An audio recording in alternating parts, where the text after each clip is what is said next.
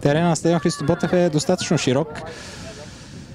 Мисля, че нашето предимство тук би трябвало да се усети напредване на срещата. Сега отбора на Левски отново владее. Опитват се да се групират нашите момчета, да си помагат. Виждат отново този дрибъл, този път на номер 16. Добре пресичане от страна на Патрик Поповски. Влезли като резерва Валентин Стойновски сега владее, но дълго поведе тази топка. Получиха се рокади в състава на Тодоргаре, виждате. В предни позиции изглежда Томислав Костадинов ще изнесе целия матч. Благодарение на физиката. Сега топката не е излязла. Пасен удар. Добре. Удар по земя, право в ръцете на вратаря. За трети път вратаря на Ботев Враца от началото на второто полувреме спасява хубави удари на сините нападатели. Няколко думи повече за това момче. Това е втория вратар на Ботев. Знаете, че треньорът Тодор Гарев обича да дава шанс да изява на всички. Сега нова атака, да видим Томислав Костадинов ще успее да се пребори. Изключително грубо нарушение. Тук вече би трябвало да има и картон. Да, тук ще има картон. Само с жълт цвят. Сега предполагаме отново Мирослав Маринов ще се нагърби с изпълнението този прях свободен удар. Излизаше сам, използва ръста си Томислав Костадинов.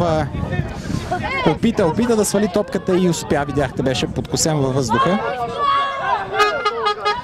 И сега да видим. Опасност за Ботев. В началото на втората част момчетата на Тодор Гарев са си взели бележка, изобщо не са толкова оплашени.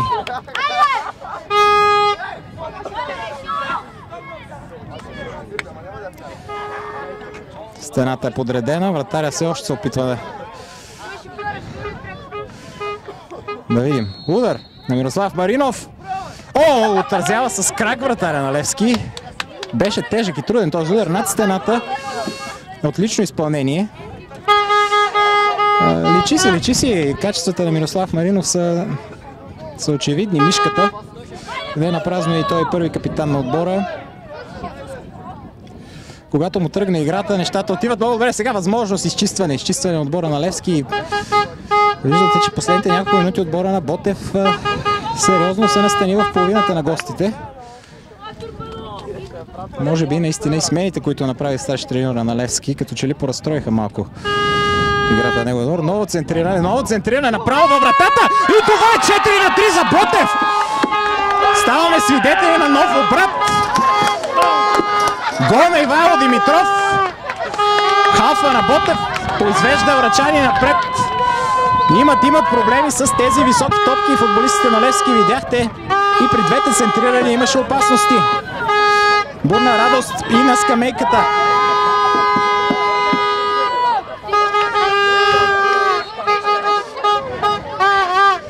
Ще има нова смяна в състава на Левски и старши треньора Владислав Вутов изглежда ще търси някакъв вид освежаване в средата на терена. Излиза футболиста с номер 10. Имах възможност да наблюдавам това момче в София. Той е един от лидерите на този отбор, въпреки че е родено почти 2005 година през декември. Той движеше в Софийското първенство играта на Левски. Явно се поумори на този голям терен. И сега отбора на Ботев трябва да се стегне и да удържи тази преднина.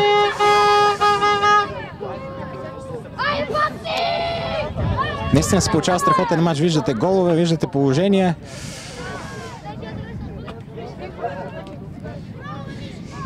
Мирослав Маринов наистина се очертава като един от най-стабилните в този матч днес.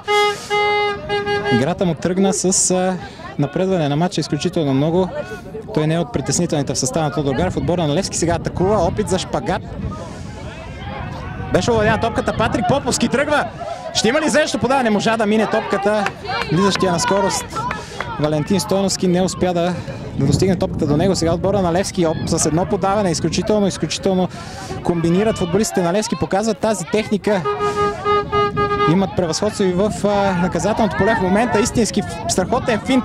Каква грешка, която успя да поправи вратаря Константин Иванов. Изпусна топката на гърдите на футболиста на Левски, който също не очакваше обаче това. Отбора на Левски ще натисне. Те не са от тези, които се предават. Започва да духа все по-силно.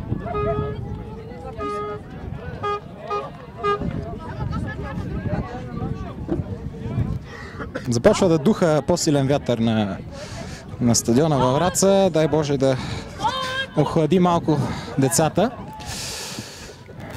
Тежък ще бъде деня. Прогнозата за времето дава до 30 градуса.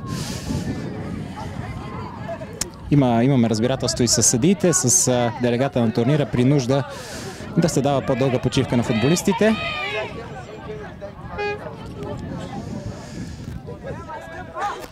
Оказва се наистина, че не само представителни отбора и детските отбори носят много хубав заряд и много емоции тук по трибуните на стадион Христо Ботев.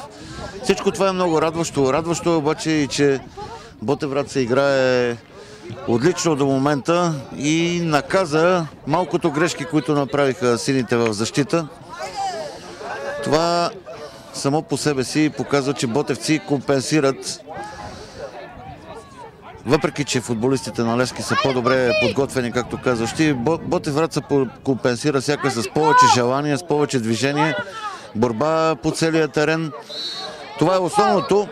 Както се казва, ботевци играят със сърце и така трябва да бъде.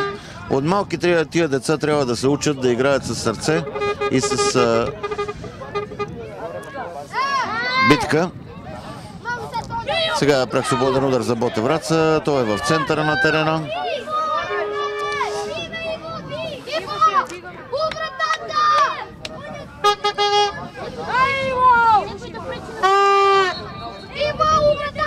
Наистина второто по време отбора се справя повече от блестящо, за момента поне. Явно Тодор Гарев е внесъл своите корекции на почивката.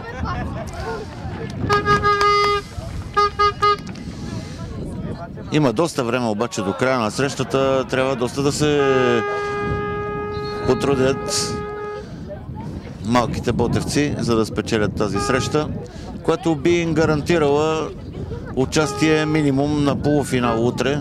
Една победа в този матч. Да, матчът на откриването наистина е изключително важен. Възможни са някакви въртележки в тези групи и групи от по 3 отбора. Правилата на турнира утвърдени от окръжния съвет на БФС. Атака на Ботев. Малко по-дълга е. Притеснен беше вратаря на Левски. Не успя Мирослав Маринов, не успя да спре тази топка. Вратаря на Левски беше излязъл далеч напред. Възможно за контра на Левски. Пресечена по страхотен вече от Енрике Трайков.